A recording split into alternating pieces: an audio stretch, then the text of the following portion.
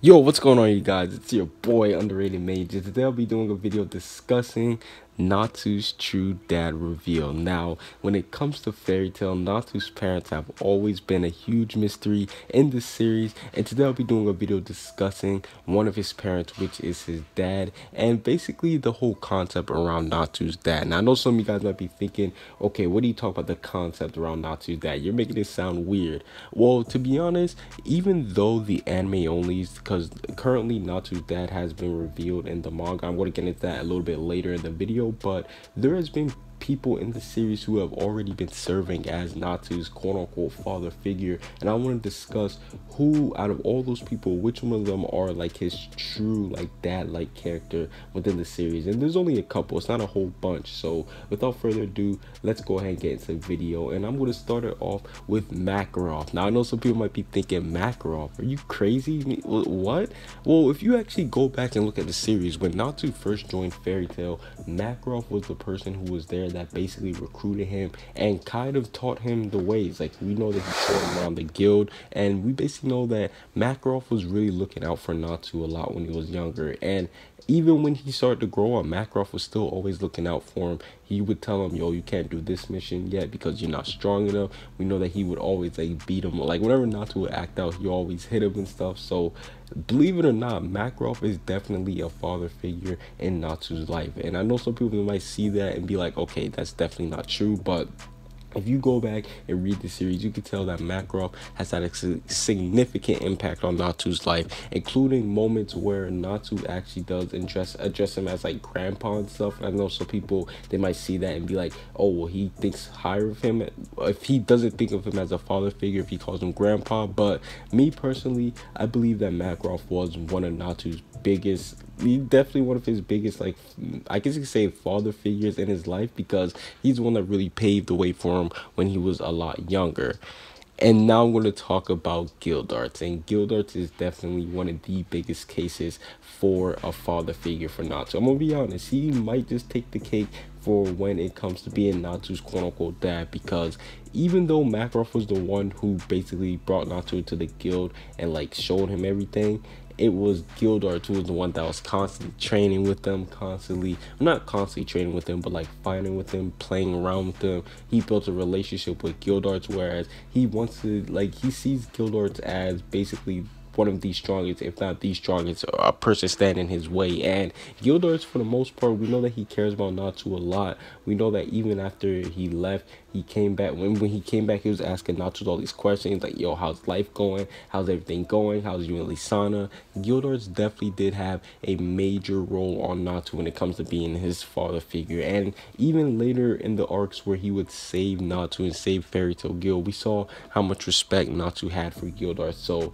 yeah, Gildarts, he's definitely one of the people who played a huge role. Now, obviously, whenever Gildarts leaves, Gildarts, he's not really around the guild too much, so we don't really get to see it because he's always traveling, he's always going to another mission, or we don't really know what Gildarts was doing, but I'm assuming that he's always like getting stronger, going training somewhere else. So that's why he was really around for Natsu, like when, or I'm talking about like later on, like when in the current story of Fairy Tail. But we know that when they was kids, Gildarts was basically there to watch over Natsu, and he's basically one of Natsu's biggest mentors, and he definitely has a huge impact on Natsu's life.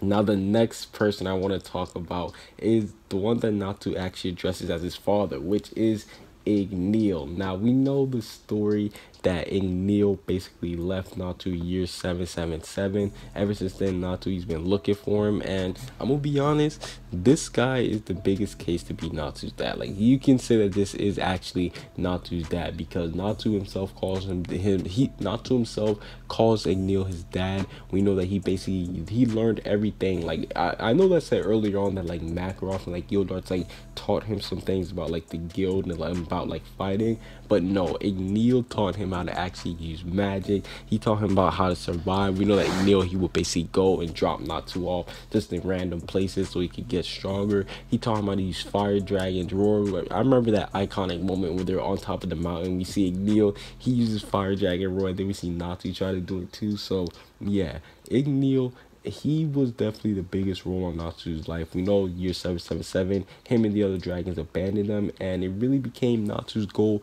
to go and find Igneo because he missed them, and there was a lot of questions that he had to ask them. So yeah, Natsu and Neo, they basically do have one of the biggest father son roles in the series. So I gotta say that this one, I'm not gonna lie, you can say, if you want to, you can say that Igneo is Natsu's dad, and you could actually get away with it because of the way how he treated him, the way how he looked over him and everything. It was kind of messed up how he left, but we know that, well, we found out later on that he didn't necessarily really leave him. He just went inside of him to protect him. So Igneo, yeah, he's definitely the candidate for Natsu's dad.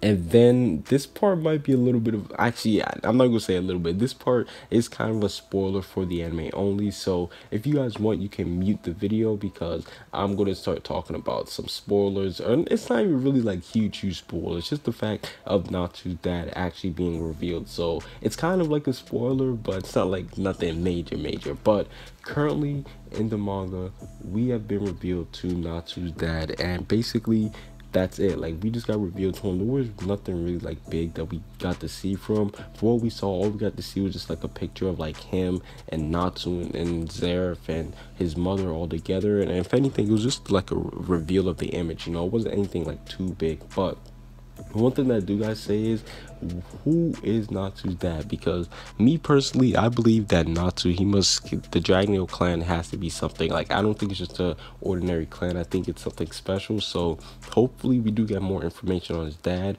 Maybe his dad was a dragon slayer. Maybe his dad had something to do with the dragons, but I don't know. Me personally, I would like it if Natsu's dad had some type of connection with dragons, simply because it would be dope, it would be cool. Or maybe Natsu's dad was a skilled magician like Zeref is. Like, maybe he was skilled in like black arts and stuff. So me personally, I hope we do get more on Natsu's dad, because I'm gonna be honest, Natsu, like, well, not just Natsu, but just like in shonen in general, for some reason there's always like the dad figure is always like the most mysterious but yet OP in shonen. So me personally, I hope that Natsu's dad, he does have some type of lore behind him. There's something that can make me think, okay, this guy's gonna be epic, or this guy was epic. So yeah, me personally, I can't wait to see what we get. I can't wait to see if we do get to see more stuff from Natsu's dad. But I know after I've already named off the 3 candidates, and I don't really count Natsu's like real dad as being like his like father figure, because obviously he was only there for a little bit part of his life, because we know that the whole story about how Natsu got sent into the future and everything. So yeah, basically his real dad was only there for, what I want to say, like, well, we don't really know how old Natsu was, but he was kind of a baby at that point, so he was really young. And I don't really count that as being like, you know, I don't really count him as being his dad. I know it's kind of messed up to say, because like that's his actual dad, but yeah, me personally, I just see him more of as the person who gave birth to him, and not, you know, I don't really see him as like a huge father figure. So out of the 3 candidates between Igneo, Makarov, and Gildarts, I gotta say that Igneo is definitely the father figure for Natsu. It comes close with Gildarts, especially Gildarts. Me personally, I think Gildarts and Igneo, it's a huge toss-up, but the reason why I gotta pick Igneo is because, you know, he's the one that Natsu calls dad. He's the one that looks over Natsu. He's the one trying magic and everything. So me personally, I definitely do gotta say that Igneo, he is Natsu's true father figure. Even though Natsu's dad was revealed, I can't really say that he was like really much of a dad, because, you know, he got killed off early by dragons and he couldn't really do anything with Natsu. But overall, that's basically it for this little video. Who do you guys think is Natsu's true dad? What do you guys think about the whole concept of Natsu's dad? Comment what you guys see down below. Subscribe if you haven't. Peace out.